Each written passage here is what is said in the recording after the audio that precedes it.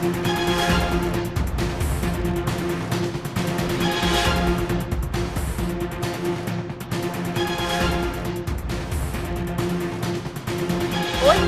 ECR இணைப்பு சாலை பாலம் திட்டத்தை மேம்படுத்த அனுமதி கோரி விண்ணப்பம் செய்யப்பட்டிருக்கிறது.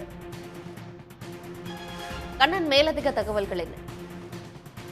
நிச்சயமாக OMR ECR இணைப்பு சாலை திட்டமானது ஒரு மிக முக்கிய திட்டமாக பார்க்கப்படுகிறது.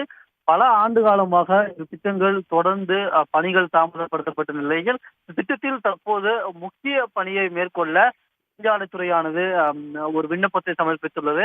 அதன்படி பக்கிங்காம் கால்வாயின் குறுக்கே OMR மற்றும் ECR சாலையை இணைக்கும் வகையில் ஒரு பாலம் அமைக்க நெடுஞ்சாலைத்துறையானது கடலோர ஒழுங்கு மண்டல ஆணைய விண்ணப்ப அனுமதி கோரி விண்ணப்பித்துள்ளது. அதன்படி 376 மீட்டர் நீளத்திற்கு 30 கோடி செலவில் இந்த இரும்பு பாலமானது கட்டப்பட உள்ளது. இந்த பால கட்டுமான பணிகளுக்கு ஏற்கனவே பல்வேறு துறைகளிடமிருந்து தடையின்மை சான்றிதழ் பெறப்பட்ட நிலையில் இறுதியாக கடலோர ஒழுங்கு மண்டல ஆணைய அனுமதி கோரி நெடுஞ்சாலைத்துறை விண்ணப்பத்தை சமர்ப்பித்துள்ளது. இதற்கான அனுமதி கிடைத்தவுடன் இந்த பால கட்டுமான பணிகள் டெண்டர் ஏற்கனவே கோரப்பட்டுள்ள நிலையில் அனுமதி கிடைத்தவுடன் இந்த பால கட்டுமான பணிகள் தொடங்கப்படும் என்று தமிழ்நாடு அரசின் நெடுஞ்சாலைத்துறை சார்பில் தெரிவிக்கப்பட்டுள்ளது.